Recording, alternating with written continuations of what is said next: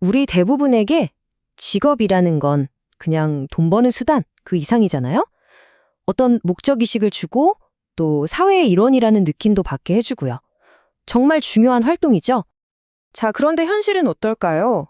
이 그래프를 한번 보세요. 2021년 기준으로 전체 인구 고용률이 61.2%인데 장애인 고용률은 34.6%, 거의 절반 수준에 그치고 있습니다. 바로 이 엄청난 격차가 오늘 우리가 이 문제를 들여다봐야 하는 이유입니다. 그래서 오늘 이 자료 분석에서는요, 먼저 이 고용 현실이 얼마나 심각한지 한번 짚어보고요. 이걸 해결하기 위해서 나온 한국의 시간제 일자리 프로그램은 뭔지 알아볼 겁니다.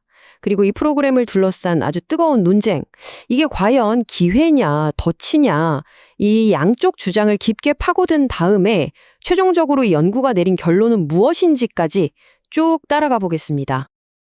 암담한 고용 현실, 이 숫자부터 한번 보시죠. 특히 중증 장애인의 경우에는 상황이 더 심각합니다. 고용률이 21.8%까지 떨어져요. 문제가 정말 시급하다는 걸 알 수 있죠. 바로 이 격차를 조금이라도 메워보려고 정부가 해결책을 내놓습니다. 바로 한국의 시간제 일자리 프로그램인데요. 이게 뭔지 한번 살펴보겠습니다. 공식 명칭은 장애인 일자리 사업입니다. 말 그대로 정부가 장애인들의 사회 참여 기회를 늘리고 또 맞춤형 일자리를 만들어서 소득을 보장해 주려는 제도예요. 오늘 저희가 살펴볼 내용은 이 큰 사업 안에서도 특히 중증 장애인을 위한 두 가지 시간제 일자리에 초점을 맞출 겁니다. 자, 바로 이 두 일자리가 오늘 논쟁의 핵심입니다.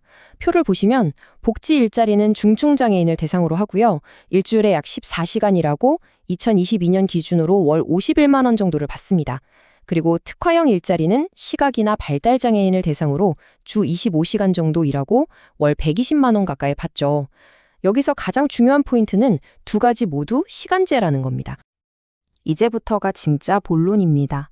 과연 이 프로그램들이 정말로 도움이 되고 있는 걸까요? 아니면 오히려 해가 되고 있는 걸까요? 바로 이 지점이 원본 연구가 가장 깊이 파고든 논쟁거리입니다. 질문을 좀 더 명확하게 던져볼게요. 정부가 돈을 대는 이 시간제 일자리가 결국 장애인들을 질 낮은 일자리라는 덫에 가두는 걸까요? 아니면 사회로 나아갈 수 있게 해주는 아주 중요한 생명줄이 되어주는 걸까요? 먼저 비판적인 시각부터 한번 살펴보겠습니다. 이 일자리들이 오히려 장애인 고용의 전체적인 질을 떨어뜨릴 수 있다는 주장이에요. 이른바 주변화 주장인데요. 핵심은 이렇습니다. 이 일자리들은 기본적으로 임금이 낮고 고용도 불안정하고 사대보험 같은 혜택도 제대로 못 받는 경우가 많다는 거죠. 근데 더 큰 문제는요. 이런 일자리로 얼마 안 되는 돈을 벌게 되면 오히려 기존에 받던 정부 지원금이 끊길 수 있다는 거예요. 그러니까 일을 할수록 오히려 더 가난해지는 그런 경제적 역유인이라는 덫에 빠질 수 있다는 겁니다. 자, 그럼 반대편 주장은 어떨까요? 어쩌면 이 비판이 너무 한쪽만 보고 있는 건 아닐까요?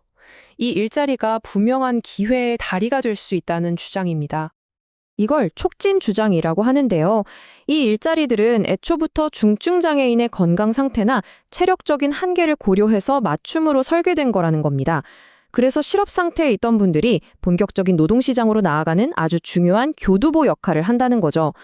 무엇보다 중요한 건 일을 하면서 참여자들의 삶의 질이나 자존감이 눈에 띄게 좋아지고 사회의 일원이 될 수 있는 정말 소중한 기회를 얻게 된다는 점을 강조합니다. 근데 여기서 이런 의문이 들 수밖에 없죠. 아무리 그래도 시간제 저임금인데 참여자들은 당연히 전일제, 그러니까 풀타임 일자리로 옮기고 싶어 하지 않을까요? 75%. 이 숫자가 뭘 의미할까요? 정말 놀라운 결과입니다. 네, 2021년 조사 결과를 보니까요. 장애인 시간제 근로자의 무려 75%가 전일제 일자리로 바꾸고 싶지 않다고 답했습니다. 이게 바로 촉진 주장을 뒷받침하는 가장 강력한 근거 중 하나가 됩니다. 아니 도대체 왜 그럴까요? 그 이유가 바로 여기에 있습니다. 많은 중증장애인 분들에게 이 시간제 근무의 유연성이라는 건 그냥 좋은 조건이 아니라 필수 조건인 경우가 많다는 거예요.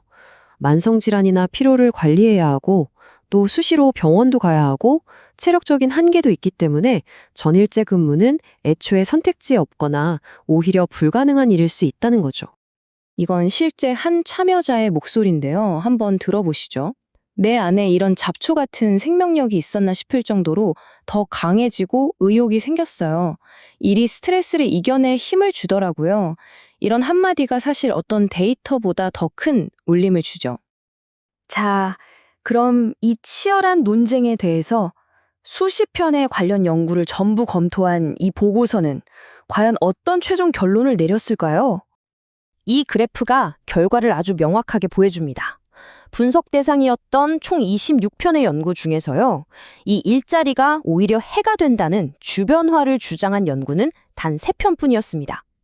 반면에 고용을 촉진하고 삶의 질을 높인다는 촉진의 관점을 지지한 연구는 무려 23편에 달했어요.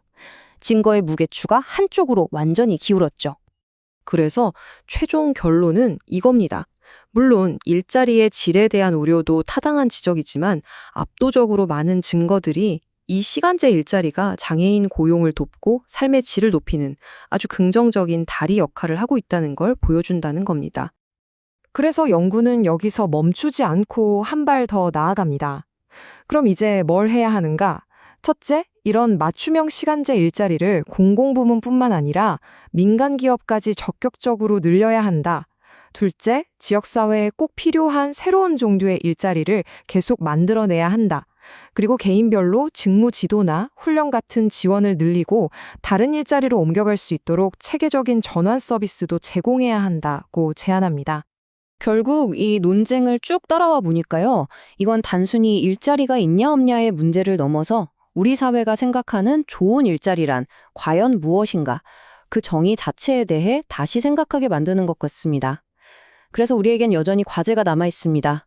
어떻게 하면 이들에게 꼭 필요한 기회를 주면서 동시에 그 일의 질까지 함께 높여갈 수 있는 그런 시스템을 만들 수 있을까요?